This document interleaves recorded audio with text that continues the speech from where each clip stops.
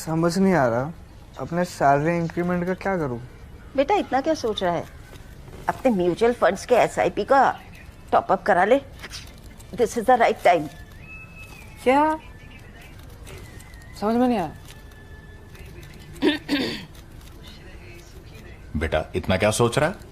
अपने mutual funds का SIP top up करा ले। This is the right time.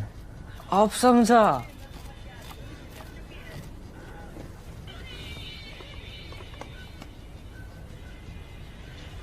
Mutual fund investments are subject to market risks. Read all scheme-related documents carefully.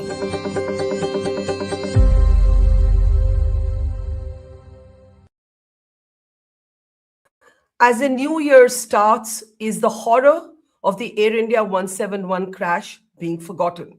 And more importantly, will the truth ever be known? As the ailing father of Captain Sumit Sabharwal, the commander of the aircraft, told me, he said, "This is not just about my son, it's about every person who flies and wants to be safe when they fly." The story may have fallen off the headlines in other media organizations, but here at the Mojo story, we've had committed coverage to every development, every twist and turn of this case. As the next hearing of the Supreme Court approaches, the Federation of Pilots is worried that a certain narrative is being created, a narrative that is preconceived and designed to blame the pilots. This after a preliminary probe panel that has been widely criticized. The Federation of Pilots has sent a legal notice, in fact, to the AAIB for summoning a relative of Captain Sumit Sabharwal. These summons, the Federation of Pilots argues, are ill-founded and only point to the fact that there is an attempt being made even now without concrete evidence to blame the pilots. On this program today, we'll be speaking to a top electrical engineer based out of Australia who says he can, with evidence, demonstrate, even looking at the contradictions of the preliminary probe panel report itself, he can demonstrate that the pilots are not at fault. We will also be joined by one of the key petitioners in the case, who himself runs the Safety Matters Foundation. Let me introduce both our guests today as we look at 5 seconds. You need to look at 5 seconds of the preliminary probe panel. Last time we brought you the final 12 seconds of the ill-fated flight. Today we'll be looking at the first few seconds, and in fact looking at 5 seconds as documented by the probe panel report itself to show you the contradictions and why the truth is something very different. I want to welcome to the program Captain Amit Singh. He is a key petitioner in the Supreme Court in the Air India 171 crash case. He also has done some very important research himself and has continued to do it, and we welcome you back to the program. And I want to welcome from Australia today a top electrical engineer, Jeremy John Thompson. Jeremy also runs his own YouTube channel. You can look that up for very, very detailed videos. But here he's going to try and explain all the expertise that he has, also for a general audience, as to why the information claimed in the probe panel report itself is contradictory and points to a very different set of facts. Thank you very much to both of you. Jeremy, I'd like to start actually with you. And as we talk to you, I want to bring up some slides that we were able to put together looking at the videos on your own YouTube channel. And again, for everybody who's deeply interested in aviation, we urge you to look up the channels that are run by both of these gentlemen, Jeremy and Amit. Jeremy, basically what you do is you look at 5 seconds, 080842 to 080847. And we're going to go through these slides one by one. And what you do very interestingly is that you actually quote directly from the preliminary probe panel report. And you say, if we can just go back to 42, please. If we can go back to 42, I want to just go on this one by one. Let's go through these slides. You begin with how at 080842, the probe panel report itself says that the aircraft achieved maximum recorded airspeed of 118 knots. Then what happens 1 second later? Once again, we're quoting directly from the probe panel report. You point out that the report says the first fuel control switch transitions from run to cutoff. Now, mind you, this is what the probe panel report is quoting. Then, because there's a difference of only 1 second between the two switches allegedly running from run to cutoff, you point out that at 080844, the second fuel control switch transitions from run to cutoff.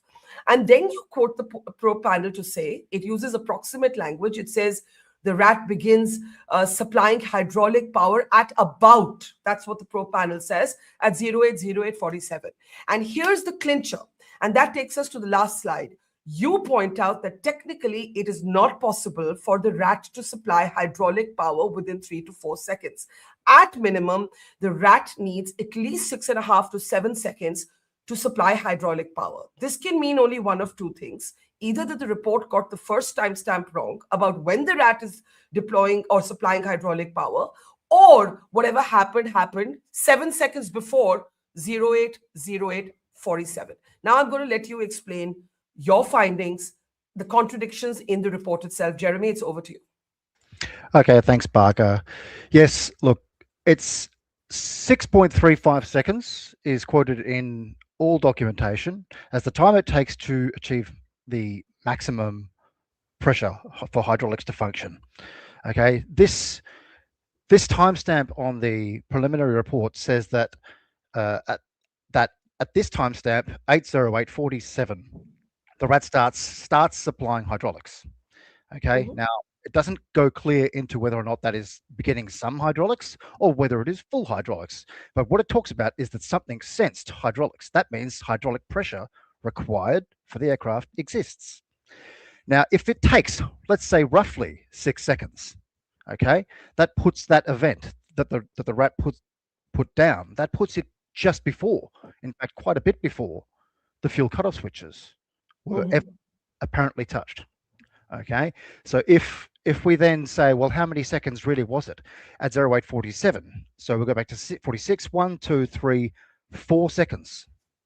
Okay, now the rat should only, in theory, deploy if both of these things are off. So therefore, it's the later of the two fuel switch transitions. So that gives you only 3 seconds.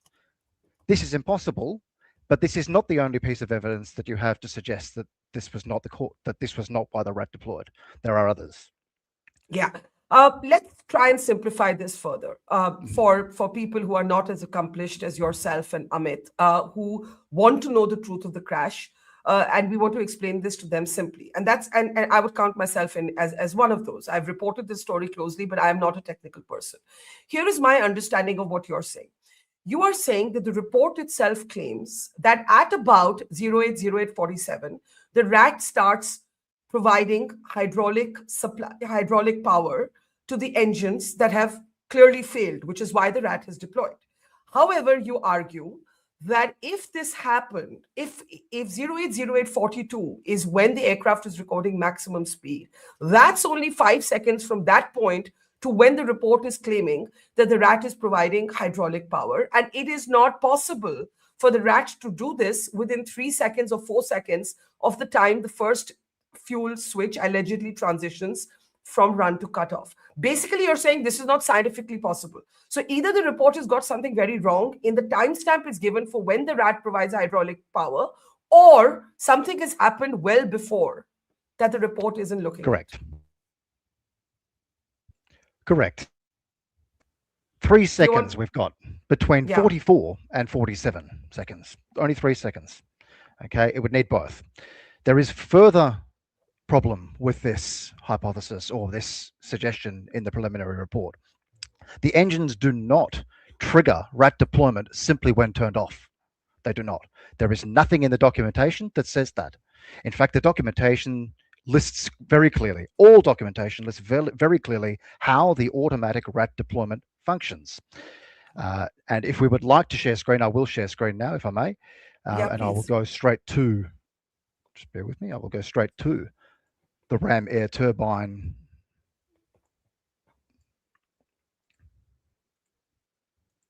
deployment. So on the screen here, we have, now it's very high, very zoomed out. Now I will get into this. We have every single source. I'm going to ask our producers to go full screen. Yeah, go ahead now. Good. Every single source of rat deployment logic that I could find. Okay, and they all suggest the similar main 3 automatic deployment methods. I've summarized it all for you. It's on the screen there. I've summarized it all for you in the bottom right down here. Okay, these are the triggers of rat deployment. Automatic. First, after 10 to 15 seconds of continuous loss of electrical power due to the generators below output power RPM, the RAT will then trigger, which means the engines have to have spooled below minimum idle RPM, okay, and then wait another 10 to 15 seconds. Now, Barkha, that puts the RAT deployment as a result of fuel cutoff at about the point that we saw the fireball. This is not the cause, so we can eliminate number one. Number two, when all sources of hydraulic power, left, center, and right, are below minimum pressure, 2000 psi is the minimum lowest oil pressure. Hydraulic pressure.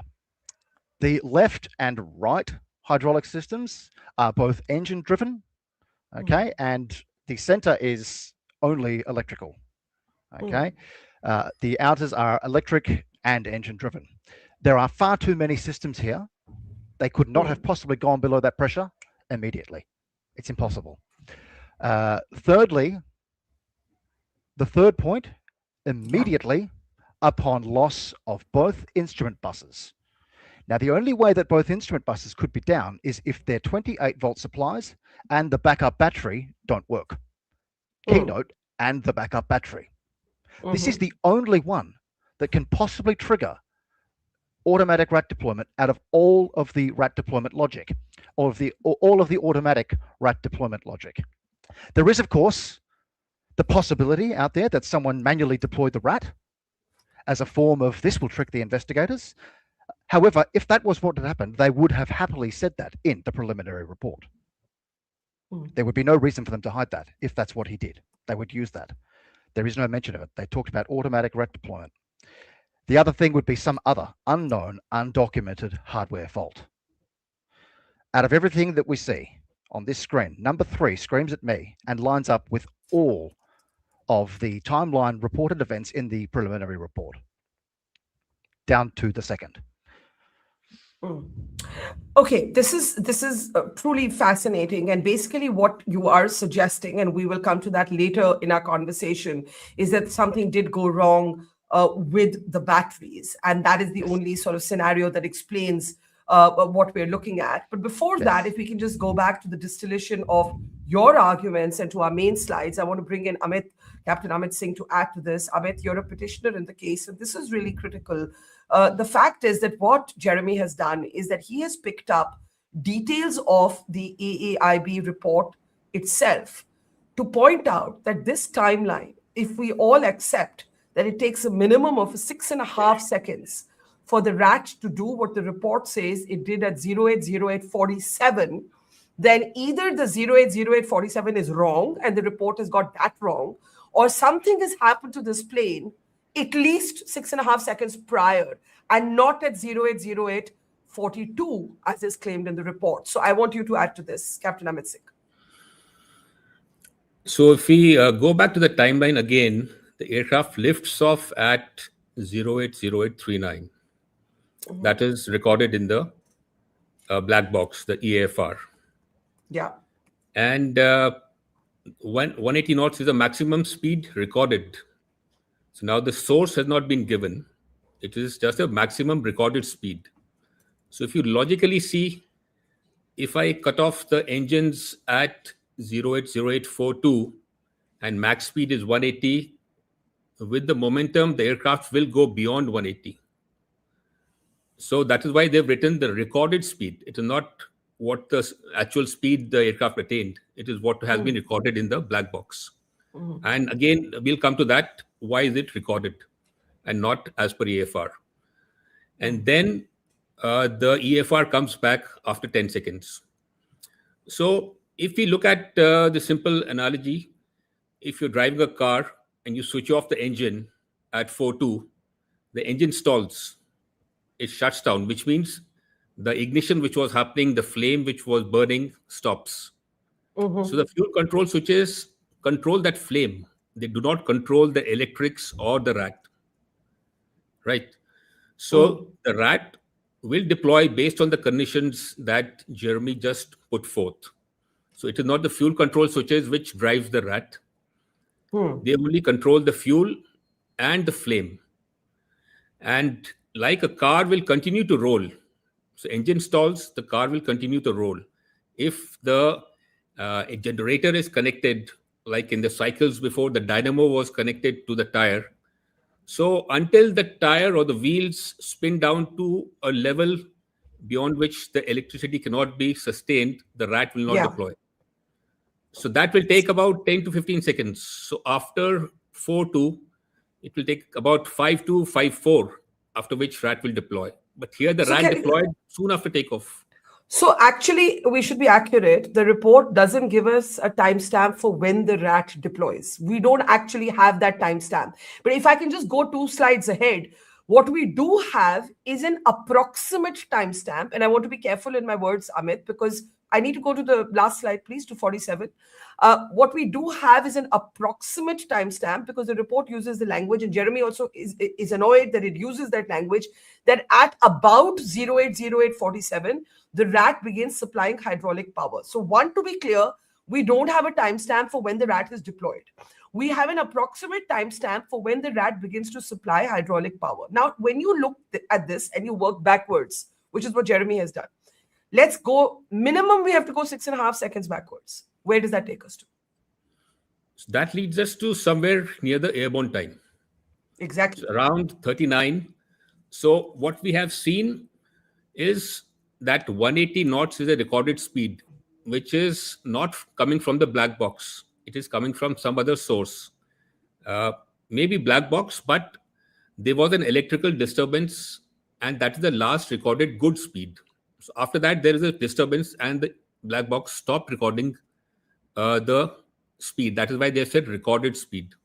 So the speed may have gone to 190 knots or 195, but last good speed, which was recorded before everything cascaded, was 180 knots. So this is a timestamp to be remembered. And soon after that, the rat deployed. That is given in the preliminary report. Yeah. But they have not So given the there's timestamp. yeah. So if I may say to you, or if I may ask you, Jeremy, does this point to the report not having done its detailing very well? Because the report Yes. should have caught what you did, and you basically caught the fact, as did Amit, that the timeline doesn't add up.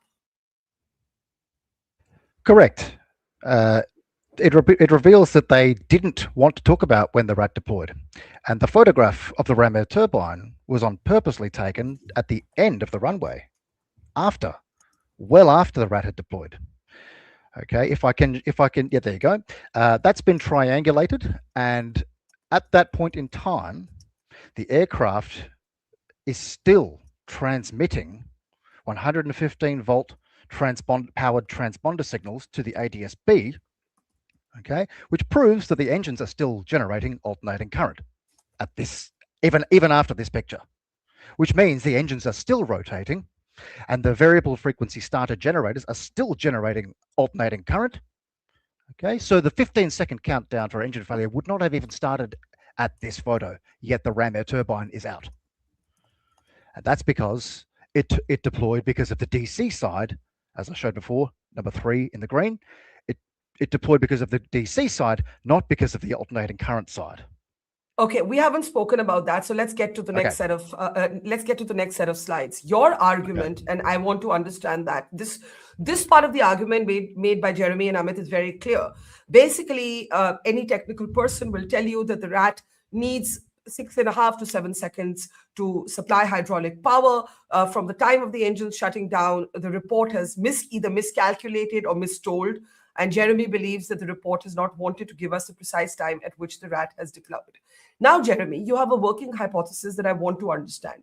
You basically talk about the main battery of the plane having failed close to or even before takeoff. And I want to understand this point more precisely. Please go ahead.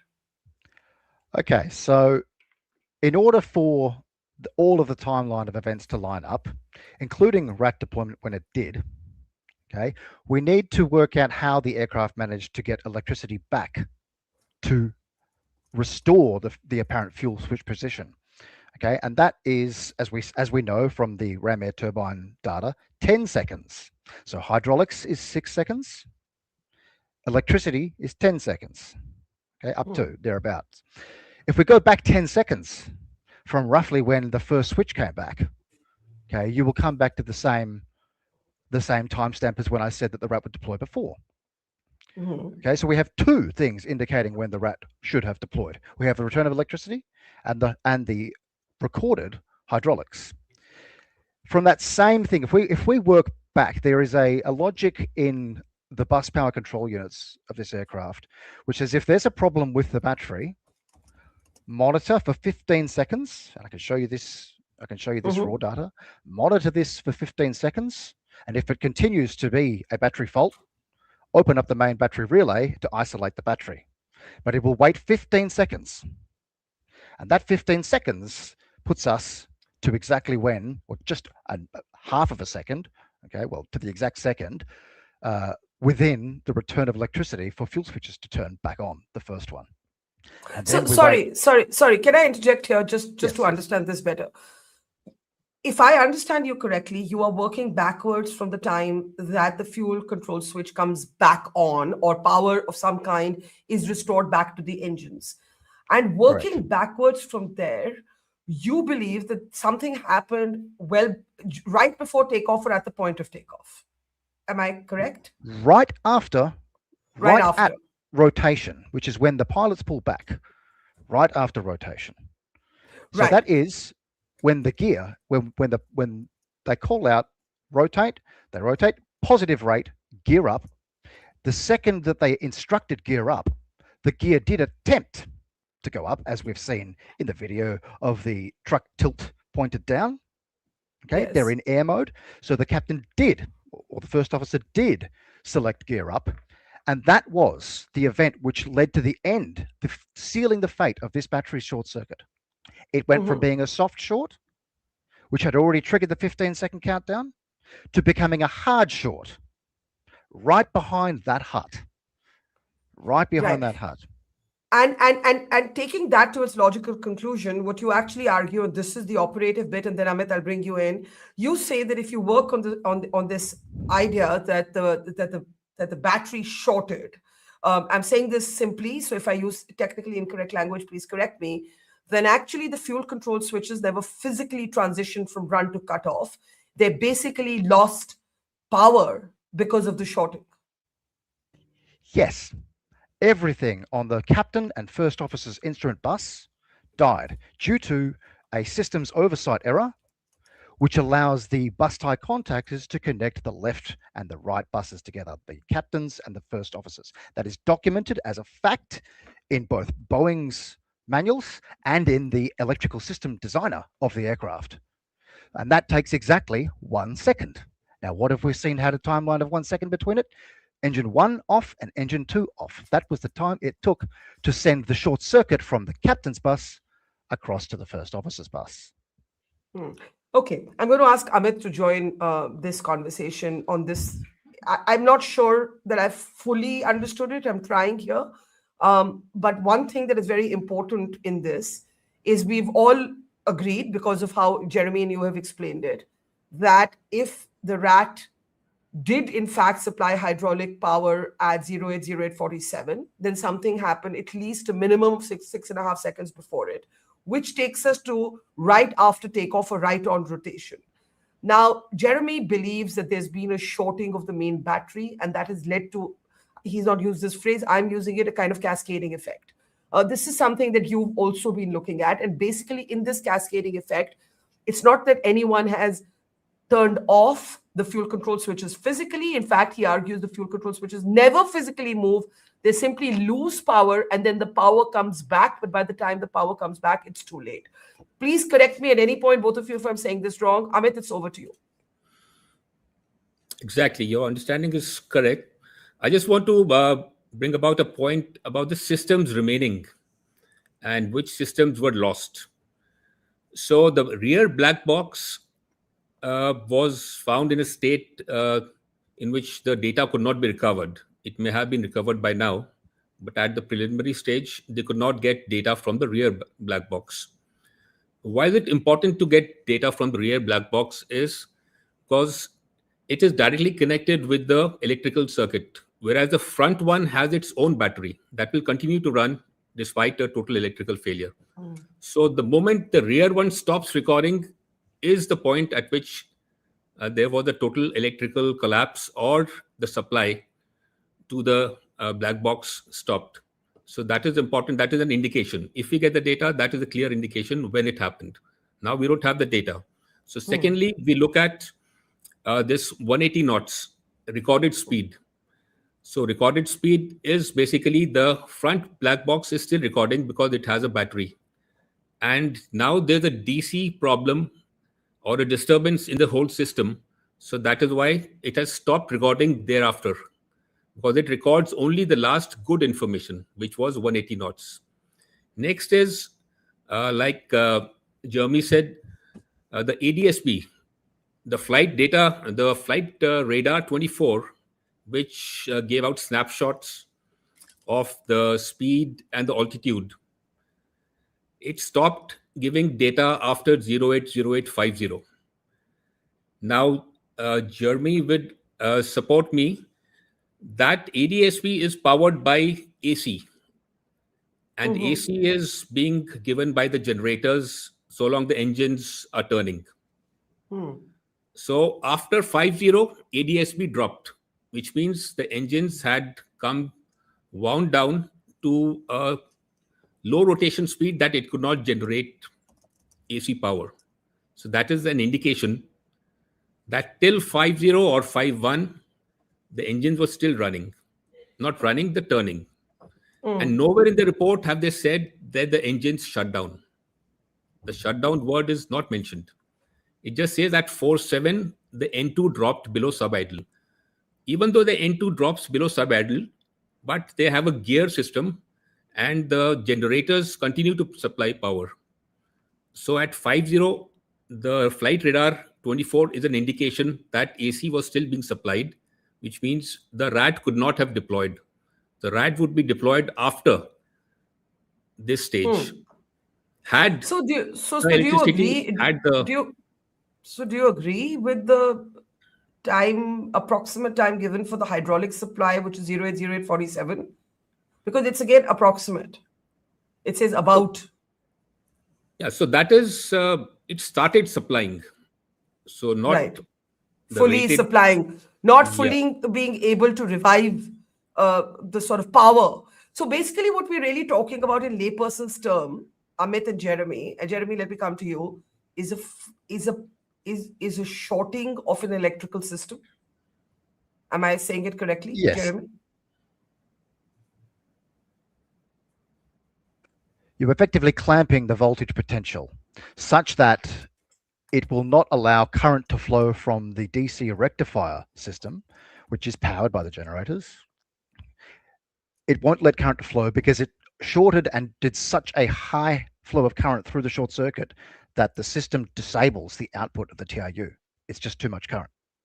And that is when the DC drops completely and the captain's instrument turns off. The bus tie contactor connects to try and bring it back on. That sends the short circuit through to the right. And now you have both clamped to zero until something can shake off that short circuit. And that's what happened at the 15-second mark from rotation, or from just before rotation, when the short just started and was just bad enough for the battery charger unit to recognize it and start that countdown. So let me ask you this, Jeremy. The entire finger pointing at the pilots has been based on a summarized alleged conversation that takes place between the two pilots on did you move the fuel control switch? And what you're saying is that you don't believe the fuel control switch is ever physically moved. And indeed, even according to the probe report, the commander says, no, I did not. And and you believe basically that the power, the shorting of the electrical system took away the electrical supply. And by the time it starts coming back, because the RAT deploys, it is possibly too late. The plane is also at very low altitude. It's also flying through very, very densely populated areas. I'm going to ask you what do you make of the fact that the entire finger pointing at the pilots has been based on this singular summarization. We don't have the actual transcript of the cockpit voice recorder, or the singular summarization of the fuel control switches having been turned off by one of the pilots. I mean, entire stories have been written. His father, whom I interviewed, has actually gone to court saying that my son was a professional pilot, and I take great objection to these suicide theories. So I want you to talk a little bit more about that, Jeremy. Okay. Well, firstly, I don't speak the language, Yeah. but I can listen to what is said in the preliminary report and understand that that is a translation. Okay, I believe it is probably a translation. If not, let's take it at face value. Let's say that's exactly what was said. He said, "Why did you cut off?" And he did not ask a person. He just asked, "Why did you cut off?" Okay, now I didn't think I'd be getting into this. He asked, "Why did you cut off?" There are 101 reasons why he would ask that. Firstly, the aircraft just suddenly slowed down and lost engines. Correct. Secondly, there's a power conditioning module in every single one of the instruments on the panel, and he would have had time to have seen the gigantic red flashing red ECAS message, fuel cut left, fuel cut right. Okay, you do not ignore that. You did not ignore that. The switch wasn't moved. This was a response, a very sensible response to seeing the fuel cut off and feeling the fuel cut off. Yeah. Okay. Yeah. The response was the truth. I did not. Yeah. No, I'll tell you why I raised it. Because the entire narrative of blaming the pilots has been based on this singular, I want to call it a whisper, because it's almost like a whisper about an alleged conversation that takes place in a cockpit from which we do not have the actual recording. Amit, I want you to add to this. If we go with this hypothesis, very, very detailed, argued in great detail by Jeremy, you're looking at a situation of an electrical failure that takes place right on rotation, that basically that shorts the system and impacts the fuel control switches, that makes it look like they were off, but they weren't actually physically ever cut off. Again, please correct me at all stages if I summarize this incorrectly. Captain Amit, it's over to you. So if I talk about the CVR, the sentences which were spoken, nobody can tell if it is the captain speaking or the first officer speaking. Because if the EAFR or the black box, the CVR is a part of the black box, is being supplied by the RAT, it is only the area mic which is working. So you cannot differentiate between channels, the captain's channel and the first officer's channel. Area mic is like a mic lying in front of you and two people are sitting. Unless you do a voice analysis, you cannot differentiate who said it. So it is, I don't know how people are jumping to the conclusion that the captain said, because it just generalizes and does not, you cannot identify the person who's speaking. And it is also an indication that RAT was deployed when this conversation happened. Because so long the electrics are being supplied, the RAT is not supplying electricity, the individual channels will be recorded. But once the RAT is supplying, only the area mic is being recorded. So that is also a confirmation. Yeah. Now, coming to the fuel control switches, Jeremy would be in a better position. The fuel control switches are physical switches, and the movement of it can only be determined if you analyze the CVR. And in the CVR, you have to hear a click. So a spectral analysis has to be done of the CVR frequency separation. But we don't even have a transcript. Amit, we don't even have a transcript. This is a very, this is a very stage 2, stage 3 thing you're talking about. We do not even have an actual transcript of this conversation. It has been summarized in a report which is actually full of multiple contradictions. So that is the reason why the report says one pilot said to another, because they cannot differentiate. And they do not have a timestamp. Had they given the timestamp, we would have come to know whether the RAT was deployed or not. So at critical stages where we could identify the deployment of RAT, they have not given the timestamp. Yeah. So that is... that's a really important point. And I want to ask Jeremy, you said something in the program just now. You said you believe the report did not want to give the exact timestamp of when the RAT deployed. and that photograph, the third photograph that they then add. And by the way, Amit on previous programs has also raised questions about, do we know for sure that this photograph is actually that plane? We don't even know, but let's assume for now that it is.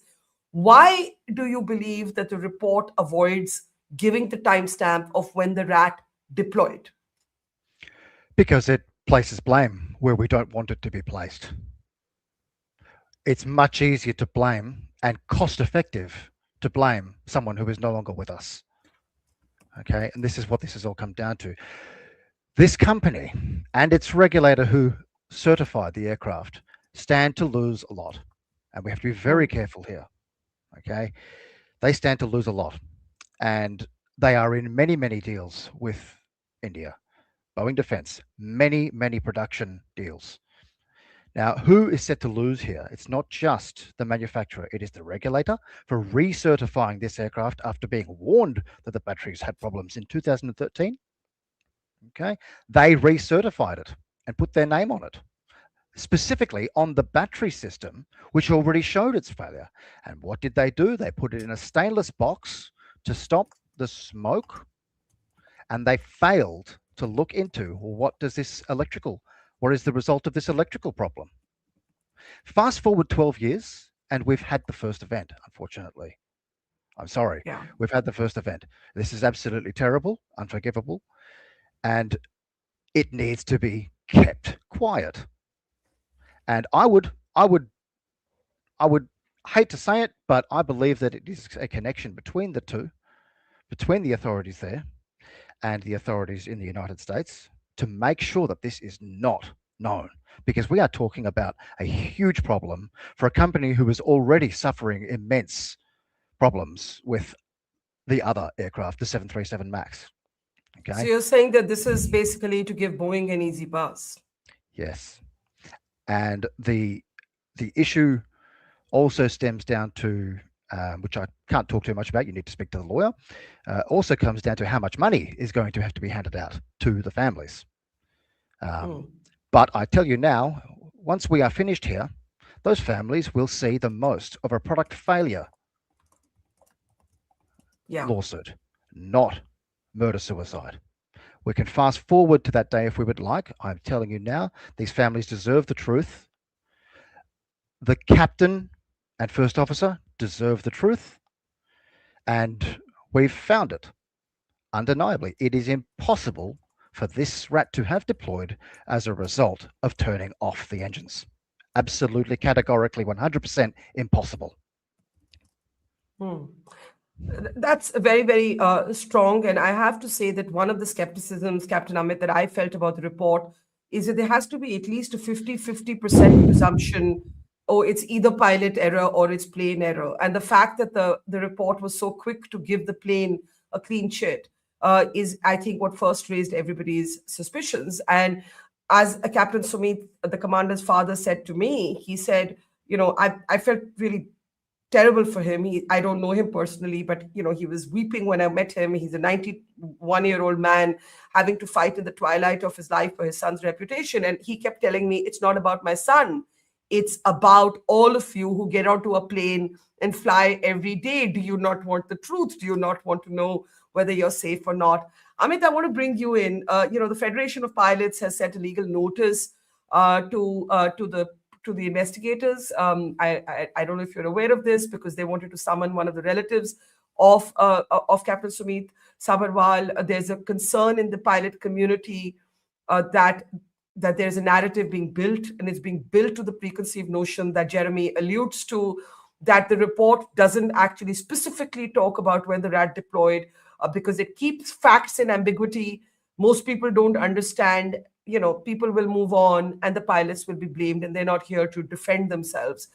So I just want your thoughts. You've also looked at the timeline. I know you've also looked at the last 12 seconds. And I know you've also looked at the persistent problem with the lithium-ion batteries on the 787, which is a highly electrical plane. We've had incidents of the kind, for example, with All Nippon in Osaka, if I remember it correctly, which is the sort of this uncommanded series of developments that happen, thankfully, after the plane has already landed, and so no lives are lost. So Amit, it's over to you before I give Jeremy the last word.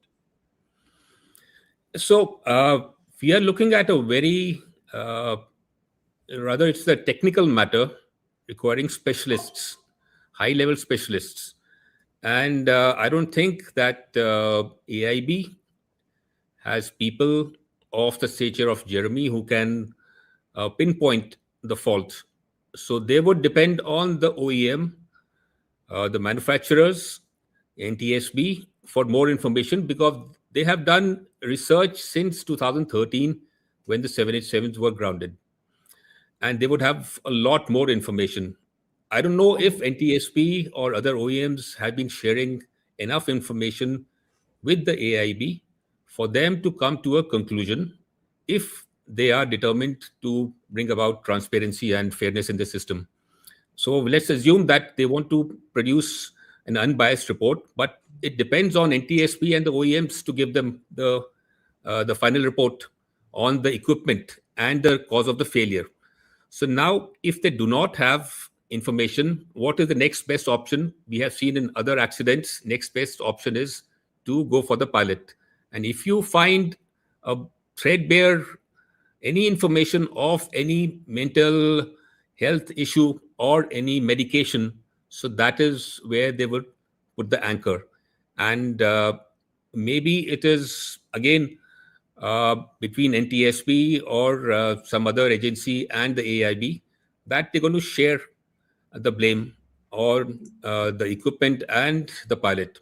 So something of that sort is brewing for sure, because in the beginning, when the preliminary report came, it is a very cleverly worded report, wherein you cannot fault them because they have not quoted the black box at places where they're not sure. Basically, And, it's deliberately Yeah. obtuse. It's sort of filled with half information, and I think, as Jeremy has shown, by the report itself, there's a contradiction. And I don't think they probably thought nobody would catch it, but the contradiction caught on how many seconds it takes for the rat to supply hydraulic power is a glaring contradiction that even lay people like me can understand, Amit. So if you add up the time going forward and coming back, both of them do not match. So that is why there's a discrepancy in the timeline. And next is, like you said, the data source. Jeremy also spoke about the landing gear retraction. The landing gear retraction basically sucked out the energy from the battery. That was the last straw. And the last straw caused the whole, the electrical failure, if I may say. If you see the landing gear in the CCTV image, that is pointing up, which means it is still in the ground mode. Next, after the pilot selects the landing gear up, it moves down and then moves in. In the later images of the video, in the second video, you will see the landing gear, the bogie is in the down position. Let's play that. I think we have Right. that. Yeah. So even the New York Times has reported this, which means the lever was selected up.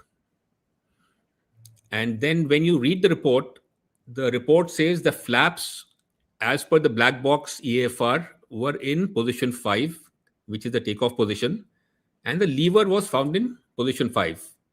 That is correct. Next sentence, it says the landing gear lever was in the down position. So why don't they say, as per EAFR, the landing gear lever was in down position? Right? So they have very clearly or cleverly deleted that part. And the landing gear was selected up. Maybe it was selected down just before the impact or something, but it was surely selected up. In the second video, which was shot from by the that amateur video, that you would see the bogie position is in down, which is a confirmation that the lever was selected up. So all these points which we have raised is a clear indication and gives a justification to the timeline that whatever happened was not because of the fuel control switches. Yeah. The rat deployed as a consequence of an electrical failure. Right. So in the worst case, if we assume that the fuel control switches were cut off at 4.3 or 4.4, the rat would have deployed at 5.4 or 5.5, but it deployed at 4.2, which means something happened well before. So there's no I point. mean, we don't know when the rat deployed. I have to say that again and again. We actually don't know when the rat deployed. It's deductive, but there's no timestamp in the report. Basically, you're working it backwards from the 4.7. If we can just end with those slides again. Amit, you're working it backwards from the fact that the report says that the hydraulic supply comes in at 4.7. And therefore, you're assuming the rat deployed at 4.2. But even that, even at 4. Also, if you work forward, if you assume the engines were shut off at 4.3 and 4.4, the rat, as per documentation, would have deployed after 5.4, 5.5. Agreed. Right? I'm just saying we don't know when the rat deployed. Like we simply don't have that timestamp from the report. Yes. With a reasonable degree of logical deduction based on available information. Yes. So, Jeremy, I want to give you the last word. Here's what's frightening. This isn't only a story about India. The 787, there are 1,200 of them. They fly all over the world. Multiple countries use them. And I would imagine that everybody in the world should be concerned about what really caused this crash to happen. I think you've shown quite effectively that you believe that the report has contradictions that it doesn't account for, that maybe you didn't think would get noticed. And you do believe that there's a high chance that this is not incompetence, but kind of a deliberate obfuscation to keep things vague. Where does this conversation go from here? What would you, for example, be expecting the NTSB to be doing at this point?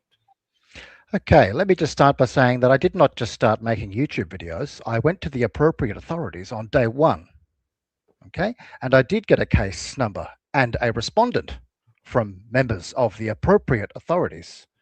Okay, once I mentioned what happened, all communication stopped. There was no more replies. They worked out that there's a guy out there who knows what's going on.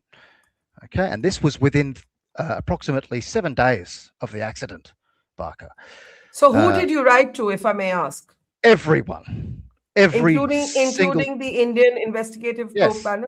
Yes, the AAIB of India, the DGCA, each of the individual members that are the heads of the DGCA, the Federal Aviation Administration of America, the NTSB, Boeing themselves, every CEO that has an airline that flies this aircraft, everyone, the ICAO. And I told them all what happened, and I got no response other than the FAA asking me for more information. I gave them the information, and then they went cold. Straight away, cold.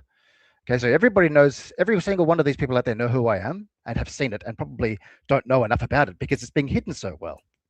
Okay, so that's that. My intention from the moment that I got involved was to stop any further loss of life.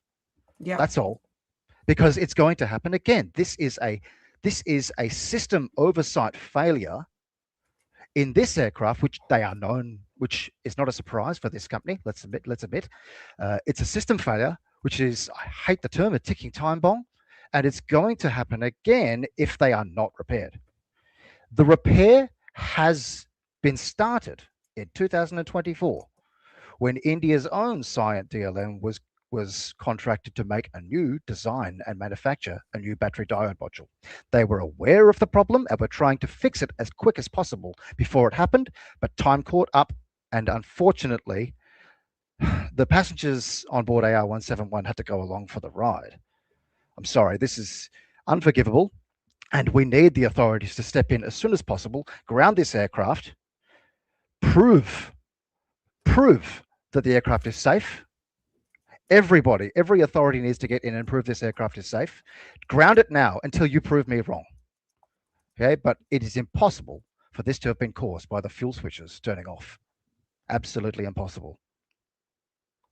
Right. That is a very, very categorical assertion there, using evidence, facts, and contradictions within the AAIB's preliminary probe report. We have a Supreme Court hearing coming sort of soon, I think in the next couple of weeks, Jeremy, and we very much hope that if the NTSB, the regulators, the AAIB won't pay attention, the courts will force them to. And I think what Jeremy is saying is that this is about our safety. This can happen again unless it's addressed. Ground the aircraft, prove that this is not that this is not a risk to fly. And he has shown with evidence, as has Amit, that the timeline as presented in the report simply doesn't add up to run with the theory of a pilot having turned off the fuel control switch. We leave it there. Again, both Captain Amit Singh and Jeremy Thompson have done a lot of detailed work on this. They both have their own YouTube channels. Their videos are in much greater detail with a lot of technical richness that I urge all of you to look up. We thank both of them for their time and their bluntness and their plain speak. Jeremy, Amit, thank you very much. And to our audience, thank you, and see you all again very soon. Take care. It's great to see you here. Thank you for watching our work. If you haven't subscribed yet, don't forget to click the bell icon and subscribe to Mojo Story and support independent, robust journalism.